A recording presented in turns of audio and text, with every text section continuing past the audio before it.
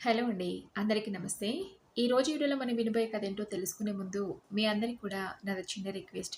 కొత్తగా మన ఛానల్ చూసిన వాళ్ళు తప్పకుండా ఒక లైక్ చేసి మీ ఫ్రెండ్స్‌కి, ఫ్యామిలీ మెంబర్స్‌కి షేర్ చేయండి. అలాగే ఇలాంటి మరెన్నో మంచి మంచి కథలు వినాలనుకుంటే ఛానల్‌ని వెంటనే సబ్స్క్రైబ్ చేసుకొని పక్కన ఉన్న బెల్ ఐకాన్‌ని క్లిక్ చేయండి. ఇప్పుడు లేట్ చేయకుండా కథలోకెళ్ళిపోదాం. నిద్ర లేస్తూనే ల్యాండ్‌లైన్ మోగిన శబ్దం వినపడంతో ఇంత ఉదయాన్నే ఎవరై ఉంటారని ఫోన్ లిఫ్ట్ చేసి హలో అన్నాను. అవతల నుండి నమస్తే మేడం. ఆశ నుండి శ్రీనివాస్‌ని మాట్లాడుతున్నాను. మీ నాన్నగారు రూము ఎప్పుడు ఖాళీ చేస్తారు? మేనేజర్ గారు రేపటికల్లా ఖాళీ చేయమంటున్నారు. ఆ విషయం చెప్దామని ఫోన్ చేశాను అని చెప్పాడు శ్రీనివాస్. శ్రీనివాస్ మాటలు విన్న నాకు వెంటనే నాన్నగారు గుర్తొచ్చినా నా కళ్ళు నీటితో నిండుకున్నాయి. బాధతో నా నోటి వెంట మాట రాక ఏమీ మాట్లాడకుండా నిశ్శబ్దంగా ఉండిపోయాను. శ్రీనివాస్ అడిగిన ప్రశ్నకు నా నుండి ఇలాంటి సంబంధం రాకపోవడంతో వింటున్నారా మేడం? మేనేజర్ గారు మీ నాన్నగారి గదిని రేపటికల్లా ఖాళీ చేయమంటున్నారు అన్నాడు. ఆ! వినపడింది శ్రీనివాస్. రేపు ఉదయం వచ్చి ఖాళీ చేశానని చెప్పి ఫోన్ పెట్టేశాను. ఫోన్‌లో మాట్లాడుతుండగా ఆయన విన్నట్టున్నారు. ఇప్పుడు ఇంకా మళ్ళీ దేని గురించి ఫోన్ చేశారు? ఆశ నుండి అన్నారాయన కాస్త వెటకారంగా. అందుకు నేను మా నాన్నగారి గదిని ఖాళీ చేయమని చెప్పడానికి ఫోన్ చేశారు. ఖాళీ చేసేస్తే ఆ గదిని వేరే వాళ్ళకిస్తారట అన్నాను. అందుకైనా ఏవున్నాయట అందులో ఖాళీ చేయడానికి? ఏవో పాత వస్తువులుండుంటాయి. వాటి కోసం నువ్వు మళ్ళీ అక్కడి దాకా వెళ్ళాలా? వాళ్ళనే వాటన్నిటిని అవతల పారేయమని చెప్పకా అన్నాడు. ఆయనెప్పుడు మా నాన్న గురించి మంచిగా మాట్లాడారనుకుని నేనేం మాట్లాడకుండా గదిలోకి వెళ్ళిపోయాను. ఆయనకు చెప్తే వెళ్ళనిస్తారో లేదోనని ఆఫీస్‌లో పర్మిషన్ తీసుకొని మధ్యాహ్నం లంచ్ అయ్యాక నేరుగా ఆశ్రమానికి వెళ్ళాను. మేనేజర్‌తో మాట్లాడి గది తాళం తెరిపించమన్నాను. అక్కడ సిబ్బందిలో ఒకతనొచ్చి నాన్నగారి గది తాళం తీసి లోపలికి వెళ్ళమన్నాడు. లోపలికి వెళ్ళిన నాకు ఎప్పట్లాగే నాన్న బెడ్ మీద పడుకొని ఉన్నట్టు కనిపించి మాయమైపోయారు. గదంతా చిందరవందరగా ఉంది. నాన్న బట్టలు, బ్లాంకెట్, ఆయన చేతికర్ర, నాన్న పడుకునే బెడ్ పక్కన ఉన్న చిన్న టేబుల్ మీద అమ్మా నాన్నలు కలిసి దిగిన ఫోటో, ఆ పక్కనే అలమార మీద ఓ చిన్న సూట్ కేస్. వాటన్నిటిని చూసేసరికి ఒకసారిగా నా గుండె బరువెక్కింది. నేనెప్పుడు వెళ్ళా బెడ్‌లో పడుకొని నేను రావడం గమనించి, అమ్మా అమృత, నీ గురించి ఎదురు చూస్తున్నానమ్మా. ఇవాళైనా నువ్వు వస్తావో లేదోనని అనుకుంటున్నాను. ఏంటో 2, 3 రోజులకు ఒకసారైనా నిన్ను చూడకుంటే మనసంతా అదోలా ఉంటుందమ్మా. ఇన్ని పనులున్నా ఈ నాన్న కోసం ఒక్క 10 నిమిషాలైనా వచ్చి వెళ్ళాలమ్మా అనే నాన్న కనిపించకపోయేసరికి ఎలానో అనిపించింది. చిన్నప్పుడు నాన్నతో ముడిపడి ఉన్న జ్ఞాపకాల కన్నా ఆయన చివరి క్షణాల్లో అప్పుడప్పుడు ఆయనతో గడిపిన రోజులు ఎక్కువ గుర్తొస్తున్నాయి. అమ్మ అమృత అని నోరారా పిలిచి ఆయన గొంతు నేనింక ఎప్పటికీ వినలేనని గుర్తొచ్చి బాధతో నా గొంతు మూగబోయింది.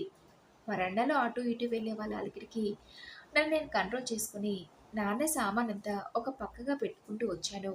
అరగంటలో దాదాపు గదంతా ఖాళీ చేసేసాను. చివరిగా నాన్న సూట్ కేస్ తీసి అసలు అందులో ఏముందో ఏమోనని తెరిచి చూశాను.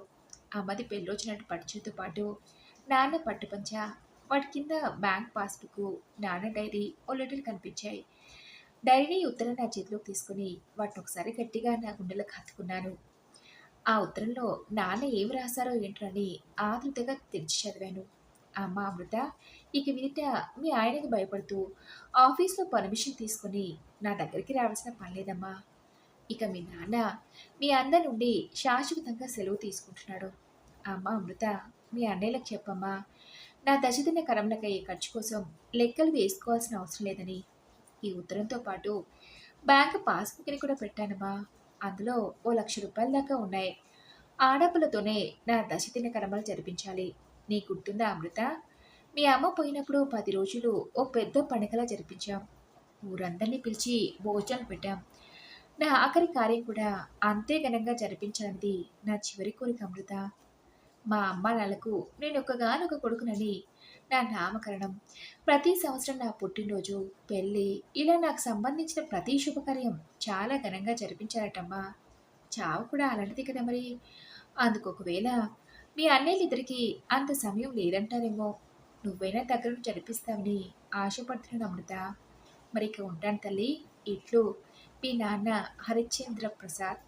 నాన్న నాకు రాసిన ఆ ఉత్తరం చదివాక ఏడుపు ఆగలేదు. ఆగకుండా కన్నీళ్ళు వస్తూనే ఉన్నాయి. నా దశదిన కర్మలు జరిపించడానికి మీ అన్నయ్యలకి సమయం ఉంటుందో లేదో నువ్వైనా దగ్గరుండి జరిపించమ్మా అమృత అన్న మాటలు నా మనసుకి కష్టంగా అనిపించాయి.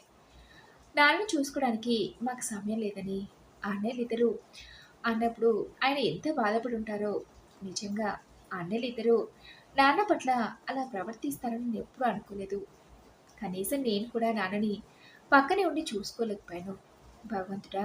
ఏంటి నా పరిస్థితి అనుకుని ఉత్తరాన్ని పక్కన పెట్టి నాన్న డైరీని రెండో చేతుల్లోకి తీసుకున్నాను. మరొక డైరీ చదవడం పద్ధతి కాదు కదా అనిపించి పక్కకు పెట్టబోయాను. మళ్ళీ ఒక క్షణం ఆగి, అయినా ఇప్పుడు నాన్న లేదు కదా! చదివితే తప్పేంటి అనుకుని తెరిచి చూశాను.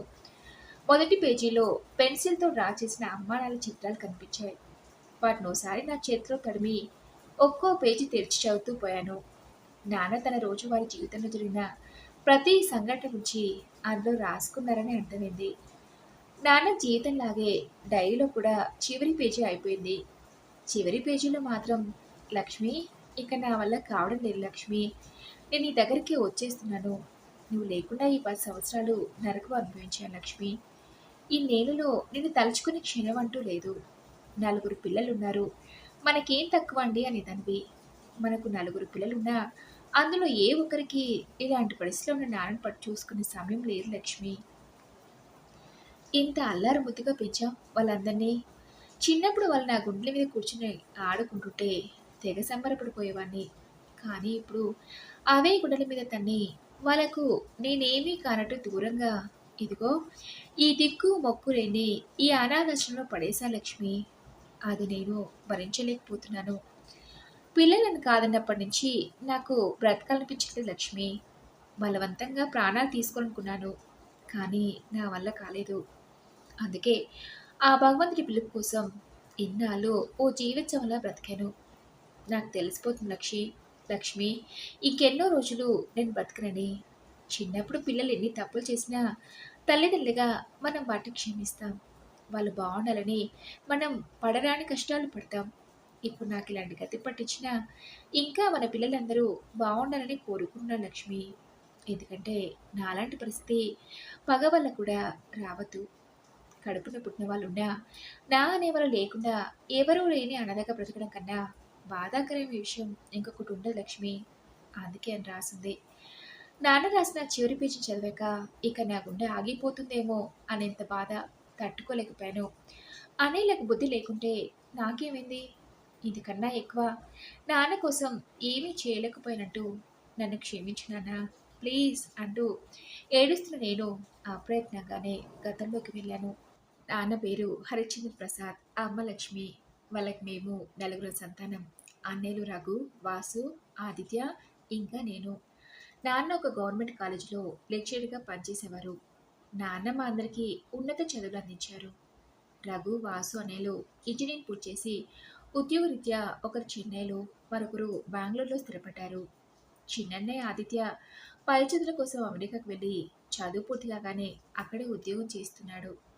నేను హ్యూమన్ రిసోర్స్ మేనేజ్మెంట్లో పీజీ పూర్తి చేసి హైదరాబాద్లోని ఒక కంపెనీకి హెచ్ఆర్గా పనిచేస్తున్నాను.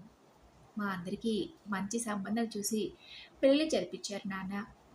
అందరం ఎవరికి వాళ్ళు ఉద్యోగాలు చేసుకుంటూ మా కుటుంబాలతో సంతోషంగా ఉన్నాం. అలా కొంతకాలం గడిచాక నాన్న రిటైర్ అయ్యారు. మొదట్లో కొన్ని రోజులు పెద్దన్నయ్య చిన్నన్నయ్య దగ్గర ఉండి తిరిగి ఊళ్ళోనే ఉండేది. నాన్న రిటైర్ అయ్యాక మా అన్నయ్యలిద్దరూ అమ్మ నాన్నలు మా దగ్గరికి రమ్మని తీసుకెళ్తారనుకున్నారు నాన్న. కానీ అన్నయ్యలు ఎప్పుడు ఆ ప్రస్తావన తీసుకురాలేదు. అలా కొంతకాలం బాగానే సాగింది. ఉన్నట్టుండి అమ్మకు ఆరోగ్యం పడడంతో నాన్న అమ్మని హాస్పిటల్లో చూపించారు. డాక్టర్లు పరీక్షలు చేసి అమ్మకి క్యాన్సర్ అని చెప్పారు. మందులతో కొంతకాలం తప్ప పూర్తిగా నయం కావడం కష్టమన్నారు. నాన్నకి అమ్మ అంటే చాలా ఇష్టం. అమ్మ గురించిన ఆ వార్త విని నాన్న తట్టుకోలేకపోయారు. డాక్టర్లు చెప్పినా వినకుండా నాన్న అమ్మని చాలా హాస్పిటల్‌లో చూపించారు. అయినా ఫలితం లేకపోయింది. అమ్మకి క్యాన్సర్ అని తెలిసిన 2 సంవత్సరాలకి అమ్మ కాలం చేసింది. అమ్మ చనిపోయిన సంవత్సరం దాకా నాన్న మా సొంతూరులోనే ఉన్నారు. అప్పటికి అన్నయ్యలిద్దరిలో ఎవరో ఒకరు నాన్నని రమ్మని అడగలేదు. ఆ సమయంలోనే చిన్నన్నయ్యకి హైదరాబాద్‌కి ట్రాన్స్‌ఫర్ అయింది. నేను చిన్నన్నయ్య ఉండేది హైదరాబాద్‌లోనే కాబట్టి పిల్లలిద్దరూ హైదరాబాద్‌లోనే ఉంటున్నారు. నేనొక్కడినే ఊర్లో ఉండి ఏం చేయాలనుకున్న నాన్న ఉన్న ఇంటిని అమ్మి, ఇల్లు అమ్మగా వచ్చిన డబ్బులు తన రిటైర్మెంట్ బెనిఫిట్స్ అన్నిటిని మా అందరికీ పంచేసి, "ఇక మీదట మీ దగ్గరే ఉంటానురా" అని చెప్పాడు. అందుకు అన్నయ్యలిద్దరూ సరే అన్నారు. ఓ 6 నెలలు హైదరాబాద్‌లో ఉన్న వాసు అన్నయ్య దగ్గర, మరో 6 నెలలు చెన్నైలో ఉంటున్న పెద్దన్నయ్య రఘు దగ్గర ఉన్నాక, నాన్నకి వయసైపోవడంతో వచ్చే జబ్బులు చుట్టుముట్టాయి. ఆ నెలతో పాటు వదినలిద్దరూ కూడా ఉద్యోగాలు చేసేవాళ్ళవటంతో, నాన్నని ఇక మేము చూసుకోవడం కష్టమన్నారు. రఘు అన్నయ్య, "నాన్న మాతో సమానంగానే నీకు కూడా తన ఆస్తిని పంచిచ్చాడు కదా అమృత. నాన్నను కొన్ని రోజులు నువ్వు తీసుకెళ్ళు. ఆ తర్వాత ఆలోచిద్దాంలే" అన్నాడు. నాన్న ఆస్తి గురించి నేనెప్పుడూ ఆశపడలేదు. అందులో నాకు నయా పైసా ఇవ్వకుండా, నాన్నకి ఏ కష్టం రాకుండా కల్లో పెట్టుకొని చూసుకునేదాన్ని. కానీ మా అత్తయ్య కూడా మాతో పాటే మా ఇంట్లోనే ఉంటుంది. నాకు తెలుసు మా ఆయన, అత్తయ్య నాన్నని మన ఇంట్లో ఉండనివ్వండి అంటే అందుకు ఒప్పుకోరని. అయినా ఒకసారి నా వంతు ప్రయత్నం చేస్తానని అడిగి చూశాను. నేను ఊహించినట్టుగానే వాళ్ళ నుండి వద్దు అనే సమాధానమే వచ్చింది. నాకు జీవితాన్నిచ్చిన నాన్న కోసం ఏమీ చేయలేకపోతున్నానని బాధపడ్డాను. ఎంత అడిగినా ఇంట్లో ఒప్పుకోకపోవడంతో గుండెని దిటవు చేసుకొని నాన్నని చూసుకోవడం నా వల్ల కాదన్నయ్య అని చెప్పేశాను. అలా ఓ వారం గడిచాక అన్నయ్యలిద్దరూ మాట్లాడుకుని నాన్నని ఓల్డేజ్ హోమ్‌లో చేర్పించాలని నిర్ణయించుకుని విషయం నాతో చెప్పారు. అందుకు నేను ఒప్పుకోలేదు. వద్దన్నయ్య, నాన్నకి ఆ పరిస్థితి రావడం నేను తట్టుకోలేను. కావాలంటే నాన్నని చూసుకోవడానికి పనివాళ్ళని పెట్టుకోవచ్చు కదా అన్నాను. రోజంతా ఇంట్లో ఎవరూ ఉండం. అలాంటప్పుడు ఆ పనివాళ్ళు మాత్రం ఆయన జాగ్రత్తగా చూసుకుంటారని ఏం నమ్మకం అమృత? ఇంట్లో కన్నా మంచి సౌకర్యాన్ని ఆశలోనే చేర్పిద్దాం. నాన్నకి ఎలాగో పెన్షన్ వస్తుంది కదా! తక్కువ పడితే అందరం కలిసి తలో కొంత వేసుకొని కడదాం అన్నారు. చివరికి అదే జరిగింది. హైదరాబాద్‌లోని ఓ ఓల్డ్ ఏజ్ హోమ్‌లో నాన్నని చేర్పించారు. నాన్నని అందులో చేర్పించిన 15 రోజులకు నాన్నని చూడ్డానికి వెళ్ళాను. నాన్న చిక్కి సగమయ్యారు. అమ్మ ఉన్నప్పుడు నాన్న ఎంత ఆరోగ్యంగా ఉండేవారు. వేళకన్నీ చేసి పెడుతూ నాన్నని జాగ్రత్తగా చూసుకునేది. అలాంటిది నాన్న అలా చూసి తట్టుకోలేకపోయాను. మీరంతా ఉండి కూడా నన్ను ఎవరూ లేని వాళ్ళ ఇలా ఓల్డ్ ఏజ్ హోమ్‌లో జాయిన్ చేశారనే బాధ నాన్న కలలో కొట్టొచ్చినట్టు కనిపిస్తుంది. అర్థమైంది. నాన్నకక్కడ ఉండటం ఇష్టం లేదని. కానీ ఏం చేయను అని అన్నయ్యలిద్దరికీ ఫోన్ చేసి బ్రతిమలాడాను. నాన్నని ఎవరో ఒకరు ఇంటికి తీసుకెళ్ళండి అన్నయ్య అని. అందుకు వాళ్ళు కుదరదన్నారు. చూస్తుండగానే అలా 6 నెలలు గడిచాయి. మా ఇంటికి నేను పనిచేసే ఆఫీస్‌కి నాన్న ఉంటున్న ఓల్డ్ ఏజ్ హోమ్ దూరం అవటంతో తరచుగా వెళ్ళలేకపోయేదాన్ని. అలా ఓసారి నాన్నని చూడటానికి నేను వెళ్ళినప్పుడు నాన్న నాతో, "అమ్మ అమృత, నేనిక్కడ ఉండలేకపోతున్నానమ్మా. ఏదో ఒకటి చేసి నన్నిక్కడి నుంచి తీసుకెళ్ళమ్మా" అని ఆయన నోరు తెరిచి అడిగారు. ఆ క్షణం నాన్న విషయంలో ఏమీ చేయలేని నా నిస్సహాయతకి నా మీద నాకే అసహ్యం వేసింది. ఈసారి ఎలాగైనా నా భర్తని, అత్తయ్యని ఒప్పించాలని వాళ్ళతో మా నాన్నను అలాంటి పరిస్థితిలో చూడలేకపోతున్నానని మన ఇంటికి తీసుకొస్తానని అడిగాను. అందుకు నా భర్త, అత్తగారు, "మీ అన్నయ్యలకి లేని పట్టింపు నీకెందుకు?" అన్నారు.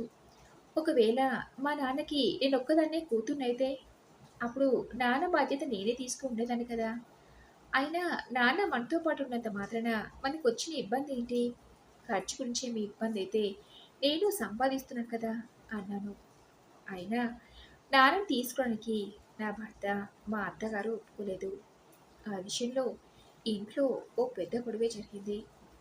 వారం రోజులు ఇంట్లో వాళ్ళతో పోరాటం చేసినా నా ప్రయత్నం మాత్రం ఫలించలేదు. నాన్న ఉంటున్న ఓల్డ్ ఏజ్ హోమ్ దూరం అవడంతో తరచుగా వెళ్ళి ఆయన చూసి రావడం ఇబ్బందవుతుందని, నేను పనిచేస్తున్న ఆఫీస్‌కి దగ్గరలో ఒక ఓల్డ్ ఏజ్ హోమ్ ఉందని తెలిసి అన్నయ్యలతో మాట్లాడి నాన్నని అందులో చేర్పించాను. నా భర్తకి, అత్తగారికి తెలియకుండా తరచుగా నాన్నని చూసొస్తుండేదాన్ని. దగ్గరుండి చూసుకోలేకపోయినా కనీసం అలాగైనా నాన్నని చూసుకుంటున్నానని తృప్తిపడ్డాను. అలా ఆ ఓల్డ్ ఏజ్ హోమ్‌లో నాన్నని చేర్పించి 6 సంవత్సరాలు గడిచాయి. నాన్నకి 80 సంవత్సరాలు. వయసైపోతున్న కారణంగా ఆయన ఆరోగ్యం మునుపట్లా ఉండటం లేదు. కొన్ని రోజులుగా నాన్నకు కడుపులో నొప్పి వస్తుందని చెప్పడంతో హాస్పిటల్‌లో చూపించాను. డాక్టర్లు ప్రేగులో ఏదో సమస్య ఉందని ఆపరేషన్ చేయాలన్నారు. అదే విషయం అన్నయ్యతో చెప్తే, "ఈ వయసులో ఆపరేషన్ అంటే అందుకైన ఆరోగ్యం సహకరిస్తుందా? పైగా ఆపరేషన్ అయ్యి కోలుకునేదాకా మనమే దగ్గరుండి చూసుకోవాలి. ఇప్పుడు మనలో ఎవరికంత సమయం ఉందని" అన్నారు. అన్నయ్యలు మాట్లాడిన ఆ మాటలకు వాళ్ళ మీద అసహ్యం వేసి, ఎలాగోలా నా భర్తను, అత్తగారిని ఈ విషయంలో మాత్రం ఒప్పించి నాన్నకి ఆపరేషన్ చేయించాను. ఆ తర్వాత ఓ 10 రోజులు నాన్నని మా ఇంట్లోనే ఉంచుకొని, మా అత్తగారి బలవంతంతో తిరిగి ఆయన్ని ఓల్డ్ ఏజ్ హోమ్‌లో వదిలేసొచ్చాను. నాకు తెలిసి నాన్న చాలా కాలం తర్వాత సంతోషంగా ఉన్నది మా ఇంట్లో ఉన్న ఆ 10 రోజులే అనిపిచ్చి, ఆయనకు ఆ సంతోషాన్ని శాశ్వతంగా ఇవ్వలేకపోయానని బాధపడ్డాను. అలా మరో 2 సంవత్సరాలు గడిచాక, ఓ రోజు ఉన్నట్టుండి నాన్న నిద్రలోనే ప్రాణాలొదిలారు. నాన్న ఊహించింది నిజమే. అన్నయ్యలిద్దరూ నాన్న దశదిన కర్మల కోసం కూడా లెక్కలు వేసుకున్నారు.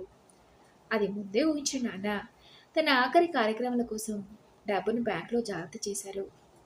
నాన్న ఇంతకాలం అనుభవించిన బాధను తన డైరీ ద్వారా చదువుతున్న నాకు, నాన్న నా పక్కనే ఉండి చెప్పినట్టు అనిపించింది. నాన్నకు నేను కూతురులా కాకుండా మరో కొడుకులా పుట్టి ఉన్నా ఆయనకి ఈ పరిస్థితి రానిచ్చేదాన్ని కాదేమో. ఎందుకంటే తల్లిదండ్రులను చూసుకునే విషయంలో ఆంక్షలు కూతుర్లకే గాని కొడుకులకు కాదు కదా అనుకుని నాన్న గదిని ఖాళీ చేసి ఆయనకు సంబంధించిన వస్తువులు తీసుకొని తిరిగి వెళ్ళిపోయాను. మరి ఇదండి ఈరోజు కథ. ఈ కథపై మీ విలువైన అభిప్రాయాన్ని నాతో కామెంట్ బాక్స్‌లో షేర్ చేసుకోండి. అలాగే ఈ కథ మీకు నచ్చిందనుకుంటున్నాను.